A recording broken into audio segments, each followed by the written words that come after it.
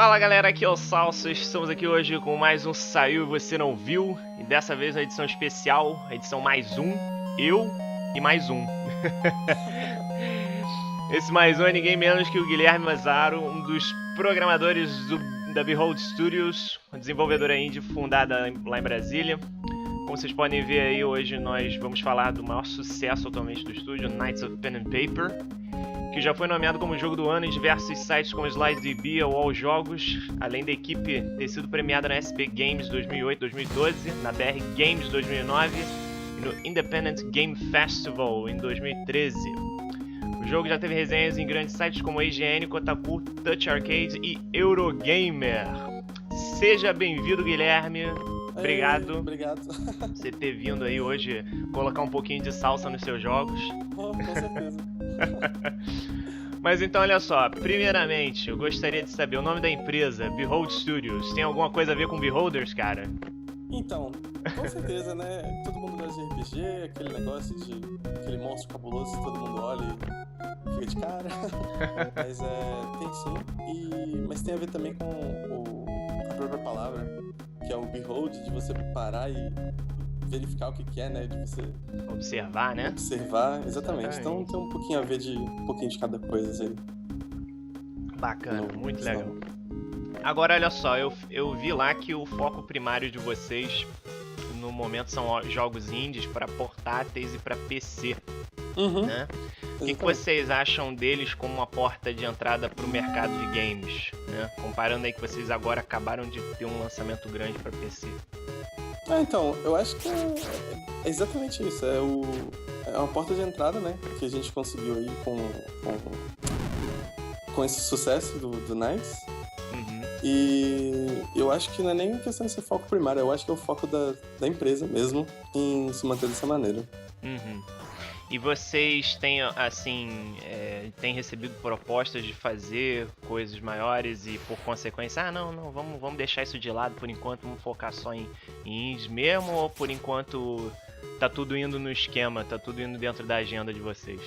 Então, na verdade, eventualmente a gente recebe convite para fazer, por exemplo, Advergame, ou fazer um projeto pessoal de alguém, ou alguma coisa do tipo, sabe? Só que a gente sempre repassa, porque esse justamente não é o foco da empresa, da Behold, né? Então, tem empresas daqui de Brasília, fora de Brasília, que a gente sempre repassa as coisas. E o nosso foco é fazer os jogos que a gente gostaria de jogar. Que a gente teria uma paixão jogando e a gente tem paixão fazendo também. Então é por isso que a gente tá nessa. Eu acho que isso é sempre importante, né? Você tá fazendo uma coisa que você gosta. Isso, exatamente. É muito diferente você acordar ali e saber que você tá fazendo uma coisa que você realmente gosta e realmente quer. E o resultado também é muito interessante. Ah, sim. Eu fico super feliz todo dia que eu recebo um recado bacana, alguma coisa aqui no canal. Então eu imagino como é que deve ser pra vocês. Bem rewarding no final das Exatamente. contas. Essa é a palavra, exatamente.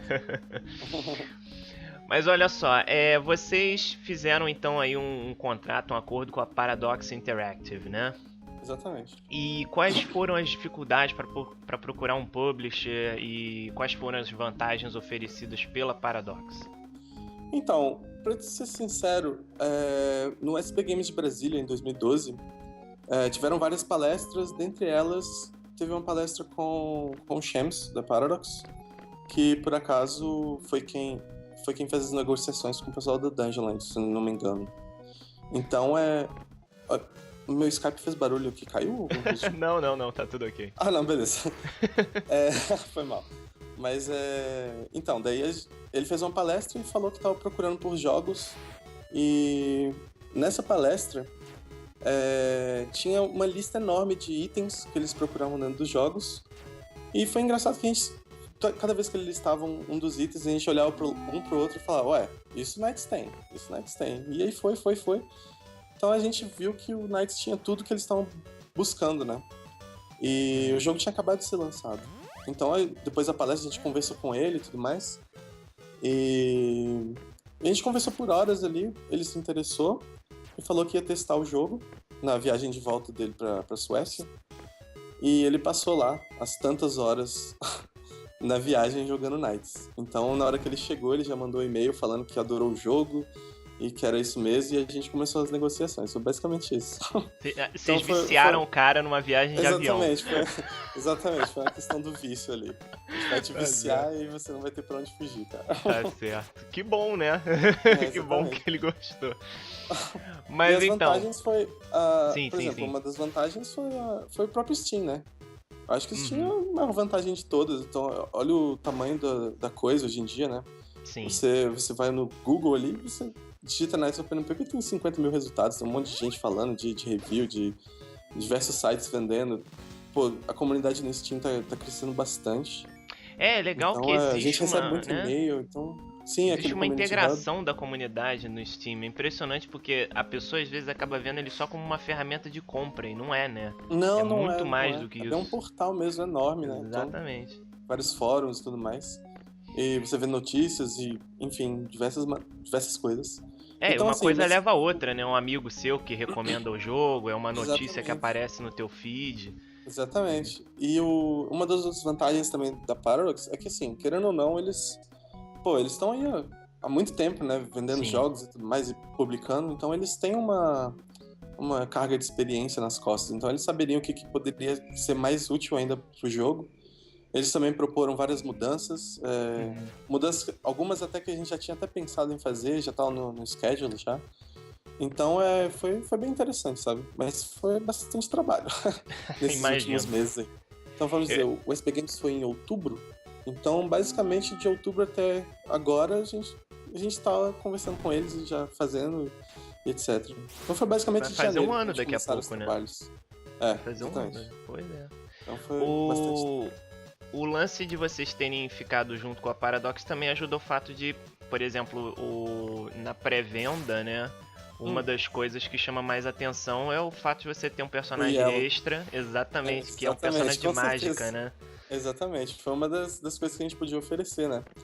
Então foi interessante, tanto pra Paradox quanto pra gente, né? Imagina, a gente tem um boneco mágico no nosso jogo, sabe? Um personagem ali. É super legal ter. Então acho que foi divertido tanto acho que mais pra gente até.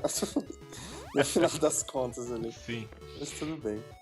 Bom, aí a gente falou aqui do Dungeonland, junto com a Paradox também.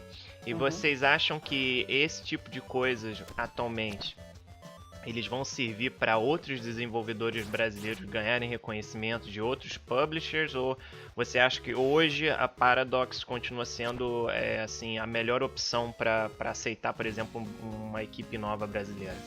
Entendi. Então, eu não acho que é questão de ser a melhor opção ou pior opção ou única opção, sabe? Eu acho que é questão mais de você correr atrás mesmo e simplesmente coincidiu que eles estavam procurando um projeto que a gente tinha em mãos. Então foi...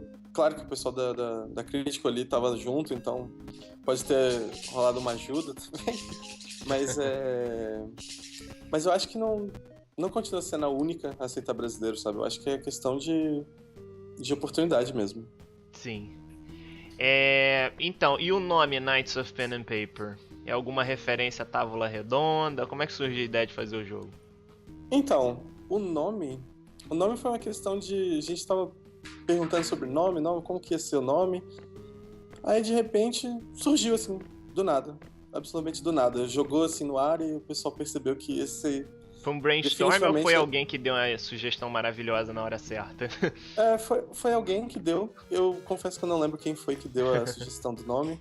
Mas é porque o RPG no inglês eu acho que é pen and paper mesmo, certo?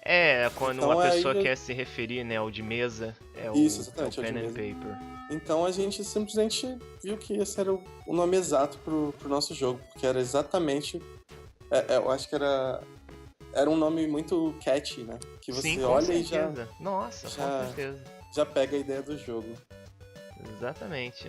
Você já imagina logo exatamente o que acontece no jogo. Um bando de gente sentada jogando RPG numa mesa. Exatamente. Então, assim, a gente no estúdio somos 7 pessoas hoje em dia. Uhum. E a gente tá o dia inteiro. A gente, na verdade, a gente não participa de uma reunião pra fazer brainstorm. A gente simplesmente participa de um brainstorm diário, sabe? É o dia inteiro a gente jogando um monte de coisa no ar, falando, nossa, imagina isso, imagina aquilo. Então, eventualmente surgiu esse nome, e é aquele momento que um tirou o fone, apontou pro outro e falou, nossa, esse nome mesmo, vai ser isso, fechou, não tem mais opção. E é isso mesmo, cara. Bacana. Então foi mais ou menos daí, sabe? Bacana. E a ideia do jogo veio da onde? Assim, vamos fazer um jogo sobre um RPG de mesa. Os caras jogando e imaginando as coisas acontecendo em volta. Então, o que é engraçado foi que a gente teve essa ideia há muito tempo atrás mesmo. Foi no BGS de 2011. Nossa, eu tava lá, foi no Rio de Janeiro? Sério? Isso, exatamente. A gente tava lá. Caramba. E a gente tava conversando. E a gente queria ter alguma ideia de um jogo, né? Então a gente foi ali, saiu do BGS, foi pra casa, comeu no Bob's lá, super caro. Voltou pra casa do Saulo, que ele tava com um apartamento lá. Uhum. E a gente começou a conversar. E de repente surgiu assim, e se a gente fizesse um RPG um manager de RPG de mesa? Nossa. Aí pronto, aí começou a borbulhar pensamento e criatividade do negócio e foi sem fim, assim, sabe? Bacana. Então, só que como a gente já tinha outros projetos, tava fazendo outros projetos, sei lá o que, então a gente acabou nunca pegando pesado em cima, sabe? Entendi. Aí a gente colocou pra frente na agenda, né? A gente passou pra frente, viu o que tinha, terminou, pegou e terminou de novo. Aí deu no que deu. E a gente teve muita influência também da questão do... Quando pensou, né, no manager, eu lembro que a gente tava conversando sobre o quão divertido que eram os jogos da Kairosoft por ter esse meta, né, essa metalinguagem. Principalmente o Game Dev Stories, que inclusive a gente teve no canal aqui recentemente um vídeo sobre o Game Dev Tycoon, que bebe totalmente na fonte do Game Dev Story. Exatamente. Entendeu? Então, assim, a gente gostou muito dessa metalinguagem, a gente começou a trabalhar em cima e deu no que deu. A gente, nesse dia, eu me lembro bem, a gente tava até pensando, e se a gente fizesse um jogo do Order of the Stick? Eu não sei se você conhece. Sim, lógico, aí a tirinha. Falou, não, que daí de repente, a gente já tava com o jogo pronto já. E deu no que deu. Muito bom. E esse negócio da Kairosoft, então, ajudou aliás, cheio de referência, né? Que eu tô vendo aqui o vídeo agora. Sim, tem muita referência. Tem ali uma caixa do Doctor Who. Tem uma capacete do Cyrex ali no deserto. Sim, no deserto ali, ó, você vê o cemitério do Journey ali, ó. Também. Então tem muita muito coisa. Bom. Muita coisa mesmo.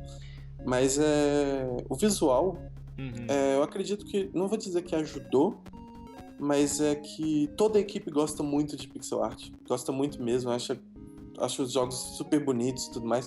Claro, não todos, tem uns jogos que são feios, mas esse a gente releva. Mas assim, não tô falando que a gente não gosta de 3D, mas... Não, que isso, mas tem gente que acerta em cheio. O Terraria tá aí pra provar isso. Exatamente. Então, assim, uma das coisas que ajudou a gente a comprovar que tinha que ser pixel art foi o fato vamos dizer, da lembrança, né? Porque é um RPG de mesa, então isso a gente jogava bastante quando a gente era menor. E ali na década de 90, pô, era raro você ir pra casa do seu amigo e ter videogame. Então você geralmente jogava RPG, jogava um jogo de tabuleiro, sei lá o quê. Então, e os jogos que tinham, não era nem opção de ser pixel art, eles tinham que ser pixel art. Então, isso lembra bastante, assim, Bacana. A infância e tudo mais, bons momentos da vida, né? Com então, certeza. E fora que, claro, foi um processo mais fácil, né? De criação. Teve alguma desvantagem em vocês escolherem 8 bits? Assim, atrapalhou em alguma coisa? Não, na verdade não. A gente teve uns problemas com a ferramenta, porque tava esticando o pixel aqui, tava dando blur no pixel ali, não sei o quê. Mas daí a gente resolveu rapidinho, sem problema, assim, sabe? Então, bastou um pouquinho de pesquisa e pronto, tava resolvido. E qual foi, assim, o momento que vocês botaram a mão na cabeça e falaram, meu Deus, isso aqui tá sendo a parte mais complicada de todo o desenvolvimento ou da programação, enfim, é o que Foi a pedra no sapato, né? Olha, então, eu devo dizer que não teve bem uma pedra no sapato. Tiveram várias. Mas assim, tiveram várias durante e tiveram várias depois, né? Durante, a gente teve o problema que, por exemplo, a gente fazia um sistema e de repente a gente queria colocar uma exceção àquele sistema. Aí fazia outro sistema, queria outra exceção. Isso aqui. Então essas coisas de quando você faz uma exceção, você faz o sistema todo para ele funcionar de uma maneira perfeita e de repente ele tá... Você tá criando engine dentro da engine já, né? Você tá criando tipo um padrão de comportamento diferente. Então acaba sendo um pouquinho chato ali, mas dá um trabalho, mas isso se resolve fácil. E depois a gente teve problema com... Na verdade não foi bem problema, a gente tinha que tomar muito cuidado, porque querendo ou não, as pessoas... por exemplo, as pessoas estão jogando o Nights desde outubro, então isso significa que tem gente que ainda joga até hoje, que é bem incrível, na minha opinião. Você jogar ali sem parar um jogo por já zerou, vou jogar de novo, não interessa. Vou jogar de novo. Então as pessoas estão jogando e, querendo ou não, a gente não pode alterar qualquer coisa no jogo, sabe? A gente tem que ter um certo cuidado, porque o save da pessoa tá ali, né? Então a pessoa colocou tanto empenho no jogo pra depois a gente simplesmente fazer uma coisa de qualquer jeito e acabar, sabe? Não ia funcionar de uma maneira muito, muito legal, assim, não ia pegar muito bem. Então, depois desse processo de lançamento, a gente tá sempre com esse pensamento de medo de mexer em certas coisas, porque pode afetar completamente o save da pessoa. Sim. Então, essa é a maior pedra, não é nem no nosso sapato, no nosso caminho. Sim. Então, a gente tá sempre com o pé atrás, assim, de mudanças e tudo mais, por conta disso. Eu vejo... medo, né? Sim. Eu vejo aqui pelo, né, a gente tá vendo aqui o vídeo e tal, o jogo ele tem muitas variáveis numéricas, muitas estatísticas para um jogo que tem um visual relativamente simples. Quem foi, assim, o responsável pelo equilíbrio das estatísticas e dos números no jogo? Olha, eu posso dizer que... eu posso responder isso com uma palavra. Olhômetro. Olhômetro, boa. Olhômetro foi a melhor resposta. A gente testou muito o jogo, sabe? A gente passou muito tempo testando e jogando e passava horas, o dia inteiro às vezes. Mas bom. E assim, a gente foi balanceando o jogo na medida do necessário, sabe? Sim. A gente olhava, com 5 personagens, quanto seria uma boa? Quanto você deveria dar de dano? Quanto de vida deveria ter? Isso aqui. Aí sobe a variável aqui, desce a variável ali, sabe? Então a gente fez um sistema todo complexo que permitisse a gente ajustar essas variáveis de uma maneira simples. E a gente foi testando.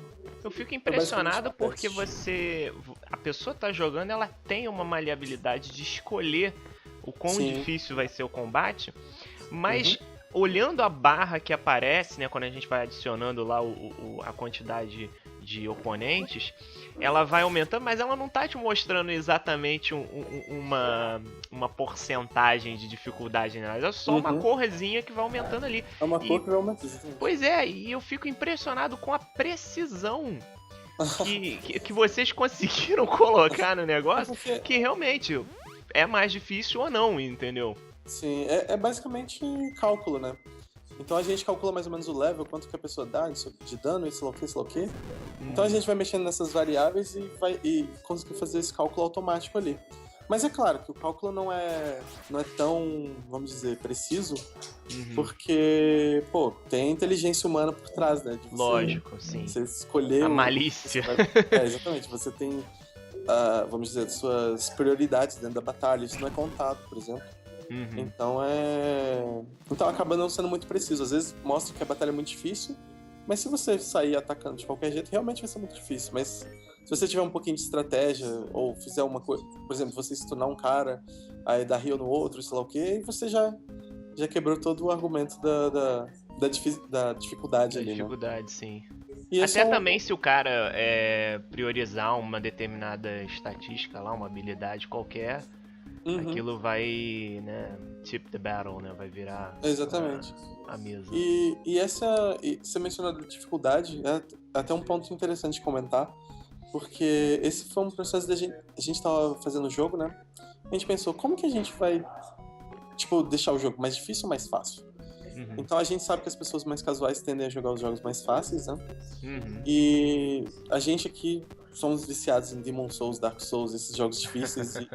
Então pra gente, se dependesse Peraí, da você gente... disse Dark Souls? Isso não é um jogo difícil, isso é um jogo infernal. Infernal, que exercita a paciência, né?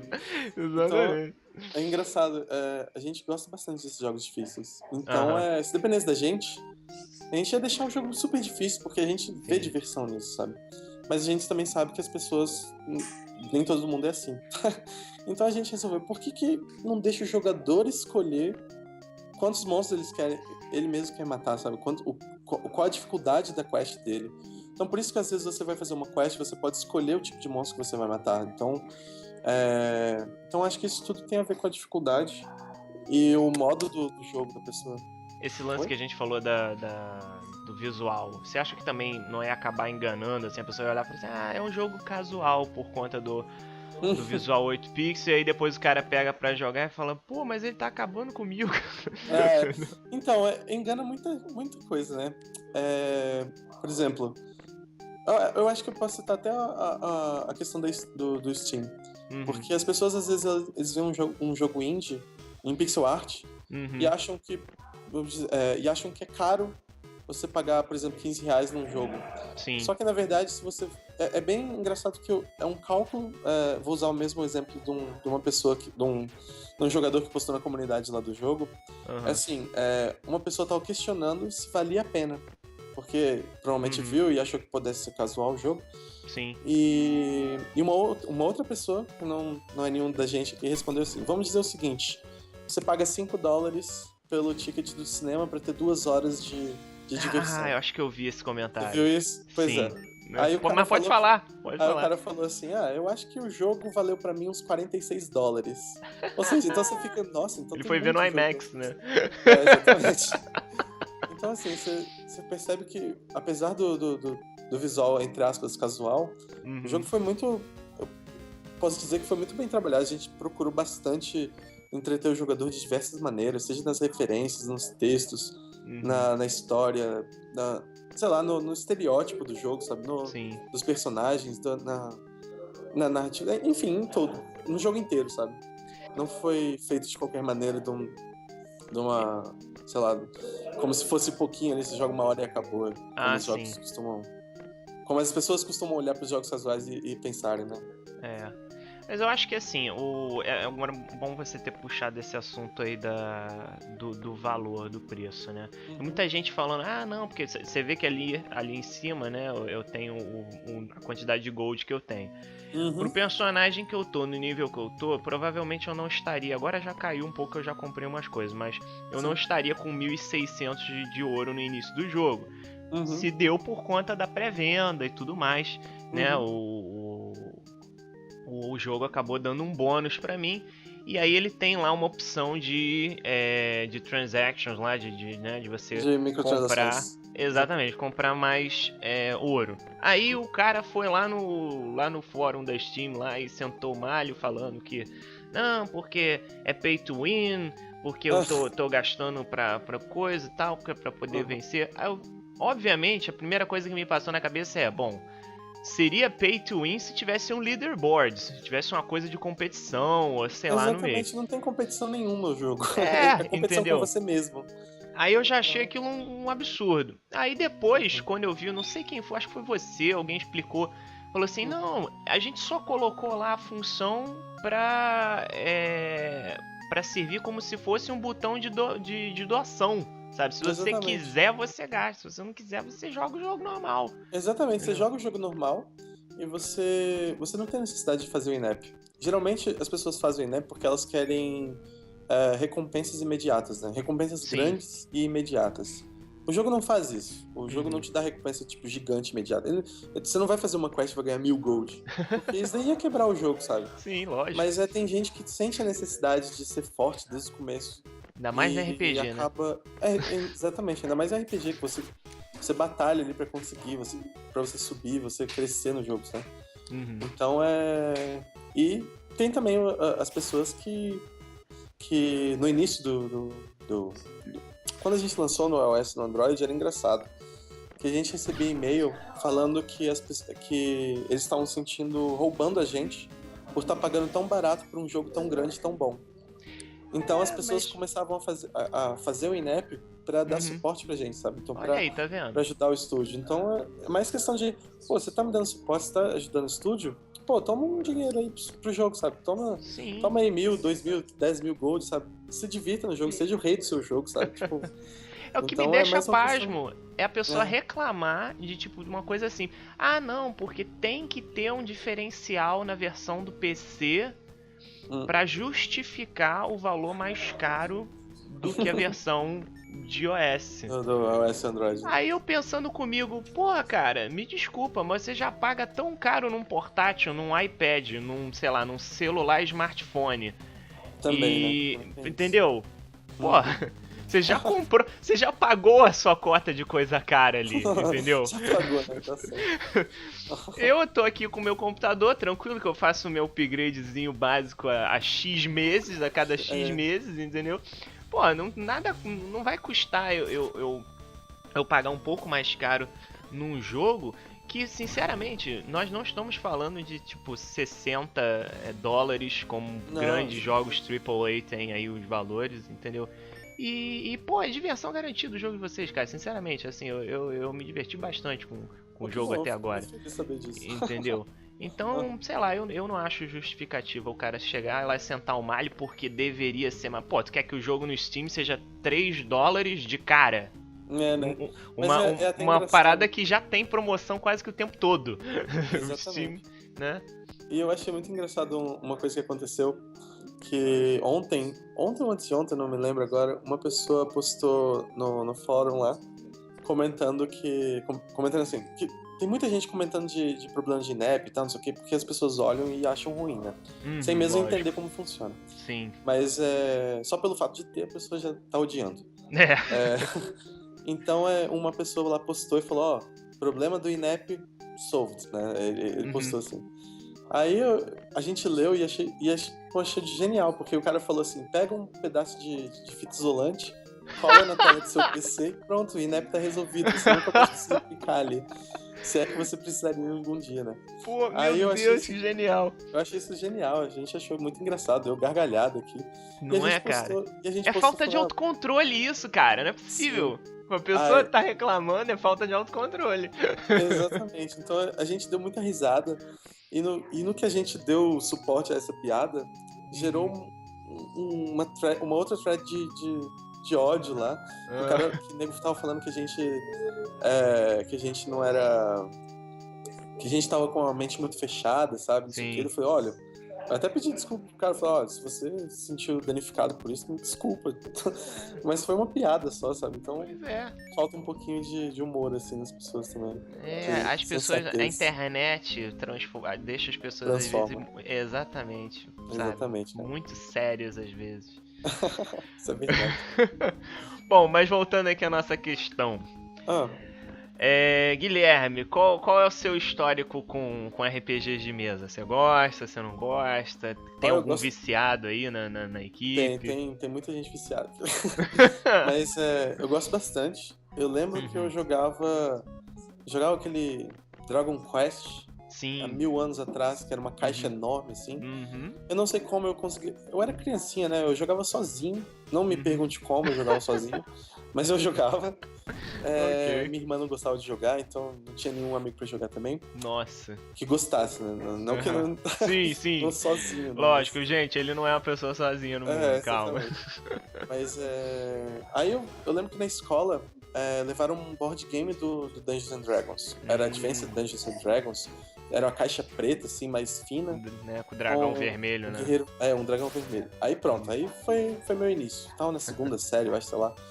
Então, a partir daí, era todo dia no recreio, a gente jogava lá, a gente tinha um grupinho. Eu lembro uma vez a gente tava jogando dentro da sala de aula e o professor tirou a gente da sala e falou, não, vai lá pro recreio mais cedo. E a gente ficou lá jogando. Então, faz tempo já que a gente joga. Mas tem um pessoal aqui também que gosta de outros sistemas, né? De sistemas mais alternativos e tudo mais. mas eu não vou saber nomeá-los. Tudo bem, tranquilo. Mas eu posso ter certeza que se souber algum, com certeza já ouviram falar, ou já jogaram, ou etc. Eu também não vou começar a citar aqui, porque só a minha estante aqui já é lotada de livros, então até eu adivinhar um, ainda mais se eles costumam jogar muita coisa alternativa, eu tenho várias aqui. Até eu adivinhar um ainda vai ser difícil. Tem um integrante aqui da nossa equipe, o Léo. Ele tem mais de 90 board games, então nossa o nível do vício aí. Imagino. Bom, eu tava conversando com você mais cedo, né? Mas vamos fazer a pergunta formal aqui. Quando é que a gente pode esperar uma participação aí do jogo nos Steam Trading Cards? Então, como a gente tava conversando antes de começar o streaming, eu tava respondendo um e-mail porque um dos artistas tava mostrando como seria um background que a gente vai levar pro Trading Cards, sabe? Ou seja, vai ter com certeza. Eu não deveria estar falando que vai ter com certeza. Nada se deve dar certeza. Sabe aquela resposta, né? Exatamente. Eventualmente aparece, eventualmente vai ter, mas vai ser bem rápido, não se preocupe.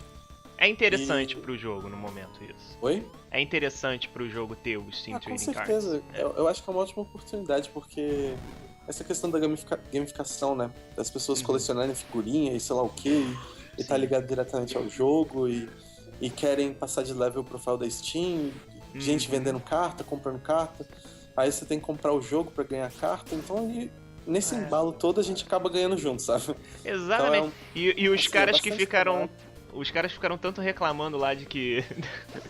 das transações, né? Das microtransações vão acabar gastando dinheiro do mesmo jeito. Exato. Só pra deixar FK, né? Aí deixar FK, ganhar umas cartas e depois trocar. Pois tá vendo? Mas acaba... É que assim, é uma quantidade muito grande de arte que precisa pra liberar, sabe? Então a gente tava muito cheio de trabalho pra fazer aqui, com um novo projeto, com o Knights, com sei lá o quê, respondendo e-mail, respondendo comunidade, sei lá o quê. Então acabou atrasando bastante isso. Mas eu acredito logo vai estar nos trinks aí, pronto pra vocês. Isso aí. E tem algum plano pra uma continuação, DLC pro Knights? Olha, ou não? Cara, planos e ideias e tudo mais a gente tem todo dia, como eu tava falando. Mas o que vai entrar mesmo no jogo a gente nunca sabe. Tá certo. Então e assim, com um novo projeto, a gente tá com um projeto começando agora, né? Então é difícil a gente levar os dois projetos ao mesmo tempo. Então se tiver alguma continuação, provavelmente vai ser depois desse nosso projeto novo. Mas então a gente tá pensando ainda nas possibilidades, sabe? Então tem aí tem um título novo aí pra sair já tá engatilhando aí. Então beleza. E se você pode dar uma dica aí, um gênero, alguma coisa do que é que a gente pode esperar? Então, na verdade a gente quer esperar um pouco pra falar sobre, porque a gente tá querendo lançar uma campanha no Kickstarter. Bom, então a gente pretende lançar não, eu digo apresentar as propostas, apresentar as ideias, sabe? Pra não ficar um negócio meio busca informação aqui, busca ali. Sim. A gente quer centralizar o negócio pra depois o pessoal tentar espalhar isso de alguma forma, sabe? Será espalhado, então, fique sabendo que assim que tiver, vou divulgar com certeza. Então assim, a gente tá fazendo uma webcomic que sai às vezes toda semana. Não vou dizer que sai toda semana, porque isso demanda muito trabalho também, a gente tem mais coisas pra fazer. Mas a gente lançou 3 quadrinhos, chromasquad.com, vou te mandar aqui, peraí. Squad. Na verdade é só um redirecionamento pro Facebook, pra nossa página do Facebook do Chroma Squad. E tem os 3 quadrinhos lá, eu acho que você vai querer, sei lá, talvez passar pro pessoal aí, escrever. Com certeza, vamos colocar aqui na descrição do vídeo pro pessoal. Então a gente tá lançando as historinhas de pouco em pouco, as tirinhas, pra dar uma ideia pro jogador o que pode ser, sabe? Então é mais questão da história. E a última imagem que a gente lançou ali na página do Facebook foi uma imagem do combate, de como a gente pretende fazer o combate. Tá no quadrinho. São 3 quadrinhos e uma outra imagem que na verdade é um screenshot do próprio jogo. Bacana. Então vai ser pixel art de novo. E a gente tá... Putz, me fugiu o que eu ia falar. Então, da questão da história, a gente tá apresentando a história do jogo pelas tirinhas. Então já dá pra Entendi. você tirar uma imaginação do que vai acontecer com o jogo aí. É um sneak peek, né? Até chegar lá no final. Exatamente, é como se fosse um sneak peek. Entendi. Beleza. Na verdade, deixa eu até adicionar uma coisa, foi bem engraçado. Ah, A gente mandou essa screenshot ontem, né? A gente Uhum. postou ontem. E já saiu um site mencionando a gente que, porque o novo jogo da Behold, isso aqui, isso aqui. nossa. Aí a gente ficou meio, nossa, o que tá acontecendo, cara? A gente só postou uma foto, já estão postando notícia. Aí a gente ficou, nossa, calma lá, vamos com calma, vamos fazer o negócio direito, sabe? Brinca mesmo com o pessoal, você vê. Exatamente, mas a gente ficou super feliz, sabe? Porque a gente viu que tem gente já de olho no nosso trabalho, então já gera uma expectativa do próximo jogo. Então a gente já tem que sempre tentar manter vamos dizer, o nível, né? Porque se a gente trabalhou tanto e bastante pra deixar o jogo tão polido dessa maneira, a gente tem que fazer pelo menos o mesmo ou mais, mesmo pra mais, pra sempre melhorar, né? É uma fanbase que se forma, né? Exatamente. Tem que cuidar dela. Com certeza absoluta. Então, em comparação com os outros títulos, né, a aceitação dos outros títulos da Behold Studios, vocês acham que o Knights é, assim, disparado o hit da empresa? Ou teve algum outro jogo que teve tanto furor quanto? Não, na verdade, o Knights foi disparado. Disparado absurdo, posso dizer. A gente não esperava que fizesse tanto sucesso, pra ser sincero. E a gente fez com o mesmo carinho, como se fosse fazer sucesso ou não fizesse sucesso, sabe? Mas a gente realmente pôs tempo ali. A gente fez o jogo na época que a gente não tinha um escritório, a gente não tinha salário, a gente não tinha nada. Então a gente simplesmente ia pra Livraria Cultura, se encontrava lá e usava do ar-condicionado, da mesinha e da internet pública ali pra fazer o jogo, sabe? Então Pra parecer mais oficial, né? Oi? Pra parecer mais oficial. Nós estamos num lugar com ar-condicionado, agora está mais oficial. Exatamente, mas foi muito bom, assim, sabe? A gente passava o dia inteiro dentro do shopping lá. E assim, os outros jogos não tiveram nem perto da visibilidade que o Knights teve também, sabe? Então eu acho que é basicamente isso. A gente ficou meio bobo de como que o Knights cresceu. E foi engraçado que foi na BGS de São Paulo. BGS de São Paulo? Putz, agora não lembro. Foi a do ano passado, foi a de São Paulo. Passado, isso, foi BGS de São Paulo. O que a gente fez? A gente falou, pô, beleza. Vamos lançar o jogo? Vamos. Não, mas não lança na Android não, porque a gente já mandou pro iOS agora e demora pelo menos 10 dias pra liberar. A gente falou, não, a gente coloca aqui no Android, a gente só coloca, não fala nada, não fala nenhuma notícia, não avisa ninguém e deixa quieto. E, cara, deu no que deu ali, porque a gente colocou e viajou no outro dia. Bacana. E a gente descobriu que o negócio começou a vender, começou a criar um viral ali, sei lá o que foi, sabe? O negócio começou a crescer de uma maneira absurda e aí foi. Então, pra você ver, acaba ajudando depois na hora de, por exemplo, lançar no computador, né? Porque exatamente. Era uma grana que vocês... Exatamente, uma grana também que vocês não estavam esperando e de repente, né? Do nada.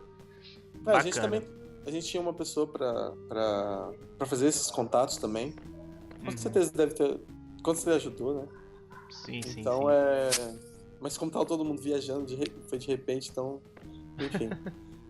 Mas foi bem engraçado, assim, né? A nossa reação foi, tipo, ficar bobo, porque a gente não tava acreditando que tava acontecendo, assim. Muito bom. Bom, Guilherme, olha só, vamos encerrando aqui. Você tem algum conselho aí pra galera que tá querendo lançar o próprio jogo no mercado internacional? Olha, dependendo do jeito que você vai lançar, por exemplo, tem o iOS e Android, as lojas, né, das duas plataformas, que são incrivelmente fáceis de lidar. Você paga a licença ali você paga a anualidade da loja, né? E depois você simplesmente manda, você vai ser, se for no iOS, você vai ser, o seu jogo vai ser analisado, vai demorar ali uns 10 dias para lançar. Se for no Android, ele já vai ali em algumas horas depois. Então é super fácil, não é nem um pouco difícil.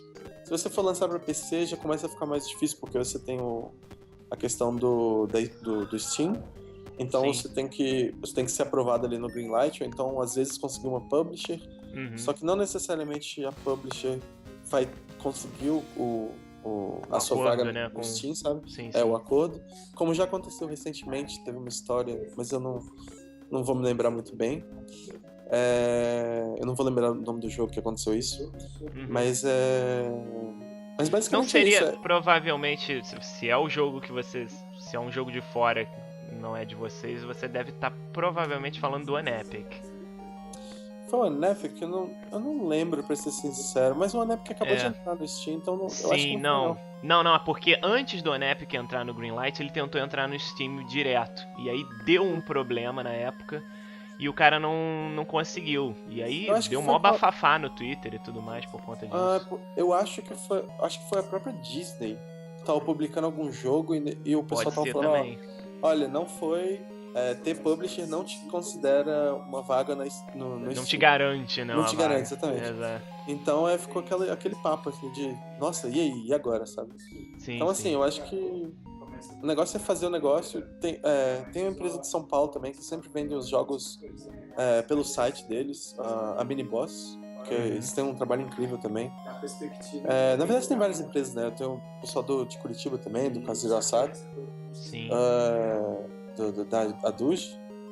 E, enfim, o pessoal não tá no Steam, mas estão vendendo o jogo no site deles, sabe? Entendi. Então Que é um meio também pra. Exatamente, pra espalhar, é um meio, só que acaba sendo um meio um pouquinho mais difícil, porque você vai ter que fazer a propaganda em cima do seu site, né? Sim. Então tem um sistema ali de compras, tem um sei lá o quê. Então tem todo um negócio por trás. Beleza, difícil não Guilherme. Basta querer correr atrás. Exatamente. Bom. A internet tá aí pra isso. Então, Guilherme, a gente fica por aqui. Muito certo. Obrigado pela sua participação aqui no nosso canal. Eu que agradeço o convite. Muito obrigado mesmo. Um abraço pessoal aí. Beleza. Manda um abraço pra toda a equipe aí da Behold Studios. Beleza? E mais uma vez, obrigado. Nada, que isso. Valeu, galera. Então a gente viu mais um Saiu e Você Não Viu, edição especial. Essa ficou carinhosamente chamada de edição mais um, em homenagem ao jogo. E a gente se vê numa próxima. Falou, tchau, tchau.